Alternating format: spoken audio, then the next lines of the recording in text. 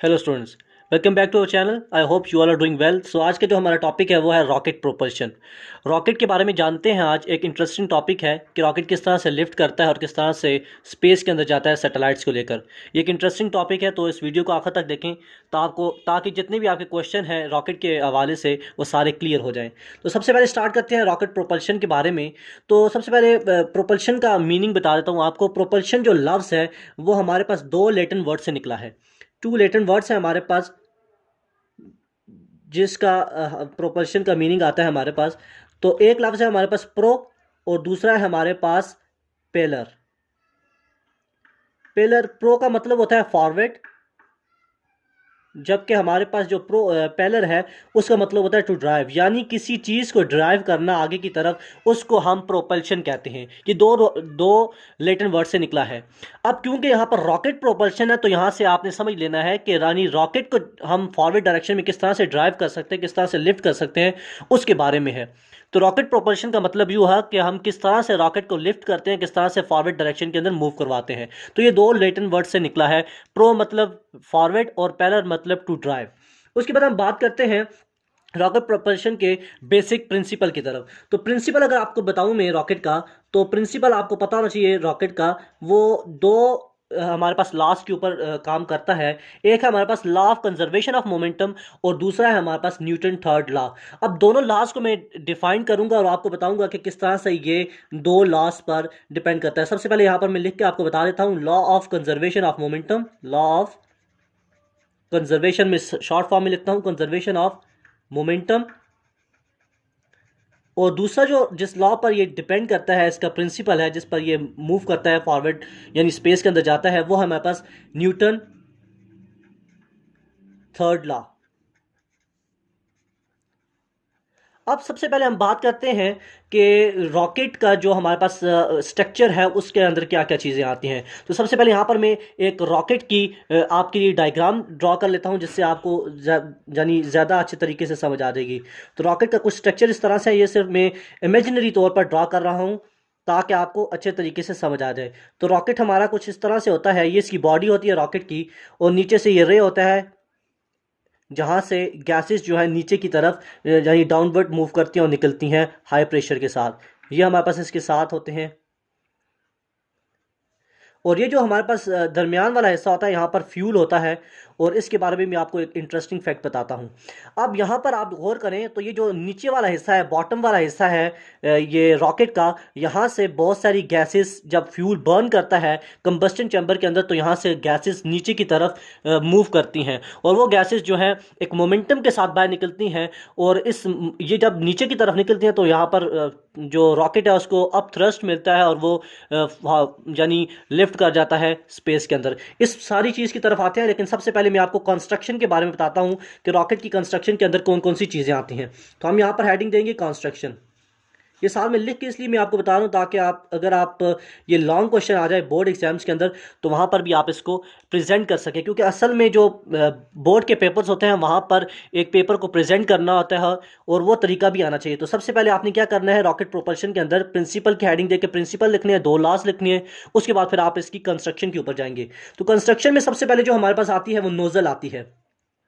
Nozzle बहुत important है rocket के कंस्ट्रक्शन के अंदर। ये नोजल वो बॉटम वाला हिस्सा होता है जहां से गैसेस नीचे की तरफ निकलती हैं जब कंबस्शन चैम्बर के अंदर फ्यूल जो है वो बर्न होता है। उसके बाद जो दूसरा पार्ट हमारे पास इसकी कंस्ट्रक्शन के अंदर आता है वो हमारे पास होता है कंबस्टन चैम्बर, जहां पर फ्यूल जो है वो कंबस्ट होता है और हमारे पास जो गैसेज हैं वो नीचे की तरफ मूव करती हैं और रॉकेट को एक अप थ्रस्ट फोर्स मिलती है। तीसरे नंबर पर हमारे पास जो कंस्ट्रक्शन के अंदर आता है वो फ्यूल टैंक आता है।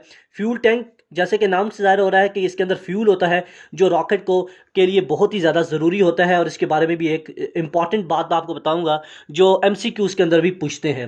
और उसके बाद फ्यूल की बात करें तो रॉकेट के अंदर जो फ्यूल होता है वो दो फॉर्म के अंदर होता है, सॉलिड के अंदर भी होता है और हमारे पास लिक्विड फॉर्म में भी होता है। लिक्विड फॉर्म की बात करें अगर फ्यूल की, तो लिक्विड फॉर्म के अंदर हमारे पास फ्यूल के तौर पर लिक्विड हाइड्रोजन मौजूद होती है जो कि एज अ फ्यूल यूज़ किया जाता है रॉकेट के अंदर। और साथ में हमारे पास ऑक्सीडाइज़र जो है वो टैंक भी होता है। अब ऑक्सीडाइज़र टैंक का क्या मतलब है यहाँ पर वो भी मैं आपको क्लियर कर देता हूँ। जो ऑक्सीडाइज़र टैंक होते हैं हमारे पास, उनके अंदर लिक्विड ऑक्सीजन मौजूद होती है, और वो लिक्विड ऑक्सीजन जो होती है वो यानी रॉकेट के लिए बहुत ही ज़रूरी होती है, क्योंकि आप जानते हैं कि रॉकेट को हम लिफ्ट करवाते हैं और स्पेस के अंदर लेके जाते हैं। और आप ये बात भी जानते हैं कि कंबस्चन के लिए जो गैस इंपॉर्टेंट होती है वो ऑक्सीजन होती है। अब जैसा कि अगर जो जब तक ये रॉकेट जो है वो ग्रेविटी के अंदर है तो इसको ऑक्सीजन मिलेगी, एटमॉस्फेयर के अंदर इसको ऑक्सीजन मिलेगी और ये यूज़ करके अपने जो फ्यूल है उसको बर्न आउट करेगा। लेकिन जैसे ही ये ग्रेविटी से बाहर जाता है, स्पेस के अंदर जाता है जहां पर एयर नहीं होती, वैक्यूम होता है, वैक्यूम के अंदर क्योंकि इसको गैस ऑक्सीजन नहीं मिलती तो ये फ्यूल को कंबस्ट नहीं कर सकता, उसको जला नहीं सकता। तो वहां पर ये जो लिक्विड ऑक्सीजन होती है जो कि ऑक्सीडाइजर टैंक के अंदर होती है, उसको ये रॉकेट यूज करता है और अपना जो फ्यूल है उसको बर्न करके अपनी जो जर्नी है उसको कंप्लीट करता है और अपने टारगेट तक पहुंचता है। तो ये बात आपने बहुत अच्छी तरीके से याद रखनी है कि जब रॉकेट स्पेस के अंदर जाता है, वैक्यूम के अंदर जाता है, तो ये ऑक्सीडाइजर टैंक से लिक्विड ऑक्सीजन को यूज कर कर अपने फ्यूल को यूज करता है और अपनी जर्नी जो है उसको कंप्लीट करता है और अपने टारगेट तक जाकर पहुंचता है। तो ये ऑक्सीडाइजर टैंक का काम होता है। अब हम बात करते हैं थोड़ी सी इसकी फ्यूल के बारे में, और इस जो दो लॉज हैं उनके बारे में बात करते हैं। तो अब क्या होता है कि जब ये जो दरमियान वाला हिस्सा होता है रॉकेट का, इसमें फ्यूल पड़ा होता है, और जब यहाँ पर फ्यूल बर्न होता है ऑक्सीजन की प्रेजेंस के अंदर, तो यहाँ से जो गैसेस होती हैं वो बॉटम वाले हिस्से से, नोजल से बाहर की तरफ आती हैं। और ये जो यहाँ पर जो स्पीड होती है गैसेस की वो बहुत ही ज़्यादा होती है। वो स्पीड भी मैं आपको बताता हूँ। सबसे पहले मैं आपको बता देता हूँ यहाँ पर कि गैसेस जो यहाँ पर फ्यूल यूज़ होता है उस फ्यूल के बारे में थोड़ा सा आपको बताता हूँ। Fuel of rocket. अब आपने एक बात याद रखनी है कि जब यहाँ पर फ्यूल जो ऑक्सीजन और यानी हाइड्रोजन जब यहाँ पर कंबस्ट होती हैं और हमारे पास जो फ्यूल वहाँ पर खर्च होता है, उस फ्यूल के अगर आपको मैं बारे में बताऊं तो 80% ऑफ जो रॉकेट का मास है वो फ्यूल पर कंसिस्ट होता है। अब यहाँ पर ये बहुत हैरानगी वाली बात होगी आपके लिए कि रॉकेट का अगर हम लें मिसाल के तौर पर, अगर 1000 kg जो है वो रॉकेट का वेट है, तो उसमें से 800 kg यानी 800 kg जो है वो उसके अंदर सिर्फ और सिर्फ फ्यूल होता है। अब फ्यूल इतना ज़्यादा क्यों होता है? क्योंकि आप जानते हैं कि जब रॉकेट मूव करता है अर्थ से, जब लॉन्च किया जाता है तो वो अगेंस्ट दी ग्रेविटी जाता है। और आप जानते हैं कि कोई भी चीज़ हम जब ऊपर ऊंचाई से फेंकते हैं तो वो सीधी कहाँ पर आती है? वो ज़मीन की तरफ आती है ड्यू टू ग्रेविटी। लेकिन हम यहाँ पर क्या कर रहे हैं कि इसको अगेंस्ट दी ग्रेविटी मूव करा रहे हैं, और जब अगेंस्ट दी ग्रेविटी जाते हैं तो वहाँ पर बहुत ज़्यादा एनर्जी की ज़रूरत होती है। अब इस एनर्जी को रिक्वायर करने के लिए, इस एनर्जी को ओवरकम करने के लिए, यानी इतनी एनर्जी चाहिए होती है, उसके लिए रॉकेट के अंदर फ्यूल बहुत ज़्यादा होना ज़रूरी होता है। क्योंकि हमने रॉकेट को ऑर्बिट के अंदर मूव करवाना होता है, क्योंकि रॉकेट के अंदर हमारे पास सैटेलाइट्स होती हैं जो कि हम ऑर्बिट के अंदर यानी ज़मीन के इर्द गिर्द उसको घुमाने के लिए लेके जाते हैं, और उसके लिए व्हीकल का काम कौन करता है? वो रॉकेट करता है। तो लिहाजा इस रॉकेट का जो मास है वो 80% फ्यूल पर कंसिस्ट करता है, जबकि 20% मास होता है जो कि रॉकेट का अपना होता है, और 80% कौन सी होती हैं? वो फ्यूल्स होते हैं। अब यहां पर एक और बात भी आपने ध्यान में रखनी है कि एक रॉकेट के साथ बहुत सारे प्रोपेलर्स भी होते हैं। प्रोपेलर्स क्या है कि छोटे छोटे रॉकेट्स और भी बॉटम पर इस रॉकेट के साथ, मेन रॉकेट के साथ जुड़े होते हैं, और उनके अंदर भी फ्यूल होता है। क्योंकि इसने बहुत ज़्यादा जर्नी ट्रैवल करनी होती है, बहुत ज़्यादा डिस्टेंस पर जाना होता है, तो ज़्यादा फ्यूल की ज़रूरत होती है। इस वजह से इस मेन रॉकेट के साथ कुछ छोटे रॉकेट्स भी अटैच होते हैं, और जैसे जैसे उनका फ्यूल ख़त्म होता है वो प्रोपेलर्स, वो रॉकेट्स इस मेन रॉकेट से यानी इससे डिसअटैच हो जाते हैं, इससे अलहदा हो जाते हैं और वो गिर जाते हैं। इसीलिए कोशिश की जाती है कि जब भी रॉकेट को लॉन्च किया जाए, एक ऐसी जगह से रॉकेट को लॉन्च किया जाता है जहां पर साथ में समुद्र हो यानी पानी हो, ताकि अगर ऊंचाई पर जाकर इनसे प्रोपेलर्स गिरे भी तो वो किसी आबादी में जाकर नुकसान ना पहुंचाए, बल्कि वो पानी के अंदर गिरे और वहां पर डिस्कार्ड कर दिए जाए। तो इस तरह से ये प्रोपेलर्स भी साथ होते हैं जो कि इसको फ्यूल देते हैं, और इस फ्यूल के जरिए से वो रॉकेट अपनी टारगेट तक जो है वो चला जाता है। अब हम इसकी जो है मेन प्रिंसिपल की तरफ आते हैं। तो जब यहाँ पर गैसेस जो है वो हाई स्पीड के साथ डाउनवर्ड डायरेक्शन में मूव करती हैं, तो एक अप थ्रस्ट फोर्स मिलती है रॉकेट को, जो इसको लिफ्ट करने में और स्पेस के अंदर जाने में मदद देती है। तो यहां पर क्या होता है कि जो जिस मोमेंटम के साथ गैसेस बॉटम से टुवर्ड्स द अर्थ निकलती हैं, उसी मोमेंटम से रॉकेट को अप थ्रस्ट मिलती है और वो ऊपर की तरफ मूव करता है। तो ये according to law of conservation of momentum होता है, यानी यहां पर जो मोमेंटम है तो जैसे यहाँ पर जो गैसेस होती हैं वो डाउनवर्ड मूव करती हैं अर्थ की तरफ, तो उनका एक मोमेंटम होता है जिस मोमेंटम से वो डाउनवर्ड की तरफ अर्थ की तरफ मूव करती हैं। तो उसी अमाउंट के अंदर जो मोमेंटम है वो अप थ्रस्ट यानी अपवर्ड डायरेक्शन में रॉकेट के मिलता है, और वो जो है वो लिफ्ट कर जाता है ऊपर वाली डायरेक्शन में, फॉरवर्ड डायरेक्शन में मूव कर जाता है। तो ये according to law of conservation of momentum है। जबकि न्यूटन थर्ड लॉ की बात करें तो न्यूटन थर्ड बहुत सिंपल है, आप जानते हैं कि every action has an equal but opposite direction. यानी कोई भी हम किसी भी बॉडी के ऊपर जब एक्शन करते हैं तो वो बॉडी जो है हमारे ऊपर जो है यानी हमारी बॉडी के ऊपर उतनी ही अमाउंट के अंदर रिएक्शन भी करती है। तो जैसे ये गैसेस नीचे की तरफ जो है अर्थ की तरफ मूव करती हैं, एक्शन करती हैं, तो अर्थ जो है, अर्थ के जो एटमॉस्फेयर है वो इसको अप थ्रस्ट देता है इस रॉकेट को, और वो ऊपर की तरफ मूव कर जाता है। इस तरह से ये रॉकेट की जर्नी कंप्लीट होती है। अब हम जाते हैं मेन कंसेप्ट की तरफ, जो आपकी बुक के अंदर भी एक इक्वेशन लिखी गई है कि इक्वेशन को किस तरह से ड्राइव किया गया है और किस तरह से रॉकेट की एक्सेलरेशन को डिफाइन किया गया है। अब यहाँ पर सबसे बड़ा चैलेंज जो था साइंटिस्ट के लिए वो ये था कि रॉकेट को क्योंकि बहुत ज़्यादा डिस्टेंसेस पर जाना होता है, तो साइंटिस्ट ये चाहते थे कि एक ऐसा रॉकेट बनाया जाए और इस तरह से वो मूव करे कि उसकी एक्सेलरेशन टाइम के साथ बढ़ती जाए बल्कि कम ना हो। लेकिन यहाँ पर ये थोड़ा मुश्किल काम था, क्योंकि आप जानते हैं कि जब भी हम किसी बॉडी को ऊपर की तरफ अपवर्ड डायरेक्शन के अंदर मूव करवाते हैं, फेंकते हैं, तो वो कुछ देर बाद वापस दोबारा ज़मीन की तरफ आ जाती है। और अगर हम उसको ज़्यादा एनर्जी दें तो वो कांस्टेंट वेलोसिटी के साथ ऊपर मूव करती है और कुछ वक्त के बाद वो दोबारा से ज़मीन की तरफ मूव करती है। लेकिन यहाँ पर साइंटिस्ट ये चाहते थे कि रॉकेट को एक इस तरह से एनर्जी दी जाए कि रॉकेट एक तो मूव भी करे डायरेक्शन में, यानी अपवर्ड डायरेक्शन में मूव भी करे, बल्कि उसकी एक्सेलरेशन भी चेंज होती रहे, यानी उसकी स्पीड भी चेंज हो। ये बहुत मुश्किल काम था। इसलिए उन्होंने क्या किया कि उन्होंने जब इसके साथ छोटे छोटे प्रोपेलर्स लगाए तो उनका ये काम था कि वो इसको फ्यूल प्रोवाइड कर रहे थे। और वैसे भी मैंने आपको बताया कि इसका जो 80% मास होता है वो फ्यूल पर कंसिस्ट होता है। तो बहुत ज़्यादा एनर्जी यहाँ पर रॉकेट को मिलती है, और जैसे जैसे रॉकेट ऊपर की तरफ मूव करता है तो जहाँ पर फ्यूल जिस हिस्से से ख़त्म होता जाता है वो हिस्सा उससे जुदा कर दिया जाता है, उसको डिस्कार्ड किया जाता है और उसको निकाल दिया जाता है। और आप जानते हैं कि जो मास और वेलोसिटी का ताल्लुक है वो इन्वर्सली प्रोपोर्शनल होता है, यानी अगर मास कम होगा तो वेलोसिटी ज़्यादा होगी। और सेम केस यहाँ पर रॉकेट के साथ भी होता है कि जैसे जैसे रॉकेट ऊपर की तरफ मूव करता है, इसका जिस हिस्से के अंदर फ्यूल ख़त्म होता है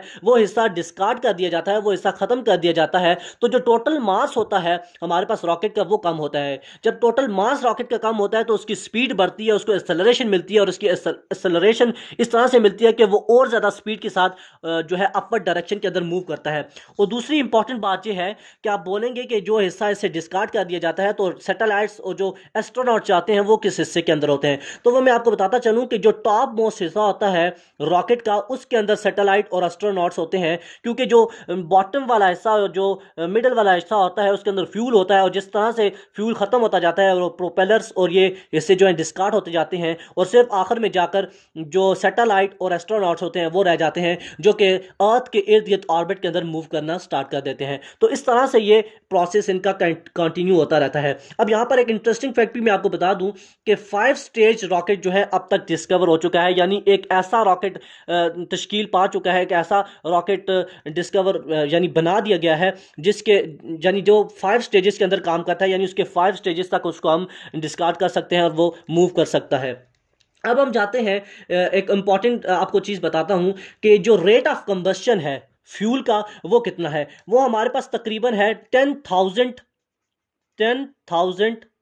kg पर सेकंड, यानी एक सेकंड के अंदर 10,000 kg का जो फ्यूल है वो बर्न आउट होता है। इतनी एनर्जी एक सेकंड के अंदर ये रॉकेट जो है उसको यानी यूज़ करता है और आगे फॉरवर्ड डायरेक्शन में मूव करता है। तो ये इंपॉर्टेंट एक हमारे पास फैक्ट है, ये आपने ध्यान में रखना है, ये MCQs के अंदर पूछा जा सकता है।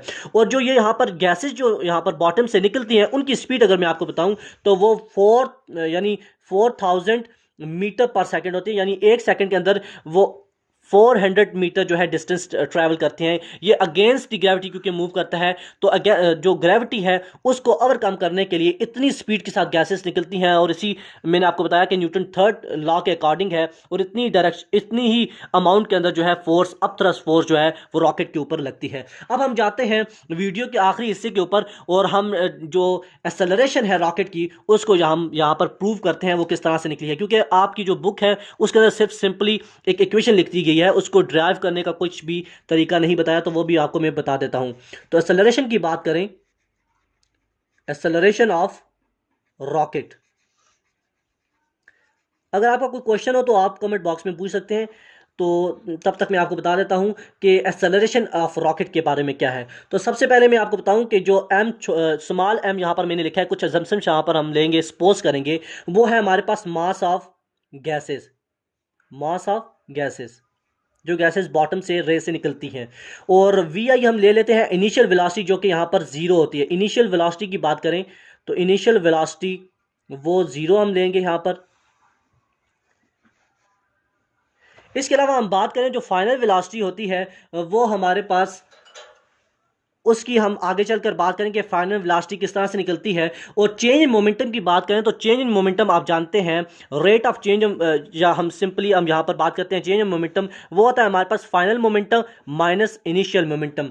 इसके हवाले से हम बात करते हैं, क्योंकि यहाँ पर मोमेंटम कंजर्व रहता है, तो लिहाजा फाइनल मोमेंटम और इनिशियल मोमेंटम जो है वो दोनों आपस में इक्वल होते हैं। अब हम जाते हैं अकॉर्डिंग टू हमारे पास सेकेंड लॉ क्या कहता है। न्यूटन सेकेंड लॉ में ये कहता है कि rate of change of momentum जो है हमारे पास वो इक्वल होता है फोर्स के। ये आप सिंपली जानते हैं कि rate of change of momentum जो है वो हमारे पास फोर्स के इक्वल होता है।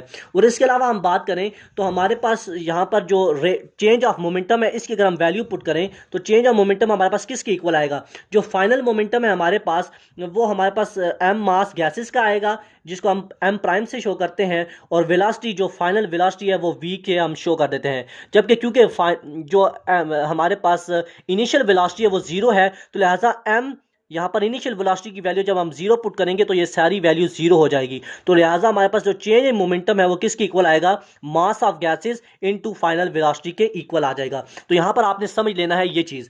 अब इसके बाद हम बात करते हैं जो हमारे पास यहाँ पर ये जो इक्वेशन है इसको हम सिंपली वन का नाम देते हैं। अगर ये वैल्यू हम इस इक्वेशन के अंदर पुट करें तो हमारे पास वैल्यू क्या आ जाएगी, हमारे पास आएगी एम यानी mass of gases into V velocity, और डिवाइडेड बाय डेल्टा टी, वैसे ही टाइम वैसे ही आ जाएगा, इज इक्वल टू फोर्स आ जाएगा। अब ये जो rate of change of mass है ये हमें बता रहा है कि एक सेकंड के अंदर, ये टाइम के गुजरने के साथ साथ कितना मास जो है वो कम हो रहा है, कितना फ्यूल यूज हो रहा है, ये वो वैल्यू लिखी गई है। और ये जो हमारे पास फोर्स है ये अप थ्रस्ट फोर्स है। अब हम जानते हैं कि F इज इक्वल टू हमारे पास जो है एम ए होता है। अगर यहाँ पर हम F is equal to M A put करें तो यहाँ पर एम कैपिटल एम यूज करेंगे, क्योंकि ये मास जो है ये मास ऑफ रॉकेट को शो कर रहा है। अब यहाँ से हम इस एम को जो है यहाँ पर मल्टीप्लाई हो रहा है, यहाँ पर आकर डिवाइड हो जाएगा, तो यहाँ से सिंपली हम एक्सेलरेशन का जो हमारे पास इक्वेशन है उसको निकाल लेंगे। किस तरह से आएगा, ये एक्सेलरेशन हमारे पास इक्वल टू आ जाएगी एम स्मॉल एम यानी mass of gases delta divided by time into velocity V, और डिवाइडेड बाय हमारे पास क्या आ जाएगा, कैपिटल एम जो कि मास ऑफ रॉकेट है। तो ये हमारे पास इक्वेशन थी जो आपकी बुक के अंदर दी गई है, जो डिफाइन करती है एक्सेलरेशन ऑफ रॉकेट के बारे में। तो ये किस तरह से प्रूव हुई ये मैंने आपको बताया कि according to law of conservation of momentum है, और न्यूटन जो सेकंड लॉ है उसका भी यहाँ पर हम यूज़ करते हैं। और वैसे जो रॉकेट की मोशन है वो न्यूटन थर्ड लॉ के जो है उसके ऊपर यानी उसके ऊपर अप्लाई होती है। तो ये हमारे पास सारा टॉपिक था जिसके अंदर हमने रॉकेट प्रोपल्शन के बारे में देखा कि रॉकेट किस तरह से लिफ्ट करता है और किस तरह से सैटेलाइट्स को अर्थ के इर्द गिर्द ऑर्बिट के अंदर लेकर जाता है। तो ये बहुत ही इंटरेस्टिंग टॉपिक है, अगर आप इसके अंदर देखें तो और भी बहुत सारा डिटेल आती है। जितना सिंपल ये अभी दिख रहा है आपको इतना सिंपल होता नहीं है, इसमें भी और बहुत ज़्यादा चीज़ें हैं, लेकिन जो आपकी बुक के अंदर लिखा हुआ है उसके हिसाब से मैंने आपको बताया है, ताकि जो है आप ज़्यादा कन्फ्यूजन का जो है आपकी कन्फ्यूजन ना पैदा हो। अगर आपका अभी कोई क्वेश्चन हो तो आप ज़रूर कमेंट बॉक्स में हमें कमेंट करके बताएं ताकि हम उसका आंसर कर सकें। तो आज की वीडियो के लिए इतना ही था। अगर आपको ये अच्छी लगे तो प्लीज़ इसको लाइक कीजिए और हमारे चैनल को ज़रूर सब्सक्राइब करें ताकि जो हमारी फैमिली है सब्सक्राइबर की वो बढ़ती जाए। अभी आपने देखा कि हमारा माशाल्लाह से 6000 का जो हदफ है सब्सक्राइबर का वो कंप्लीट हो गया। अभी आप जल्दी से इसको सब्सक्राइब करें जिन्होंने सब्सक्राइब नहीं किया, ताकि हमारे जल्दी से जो सब्सक्राइबर हैं वो 10,000 हो जाएं। तो इंशाल्लाह नेक्स्ट वीडियो के अंदर मिलते हैं। उसके अंदर हम एक नया टॉपिक लेके आएंगे, एक इंटरेस्टिंग टॉपिक जिससे आपको बहुत ही मदद होगी। तो अल्लाह हाफिज़।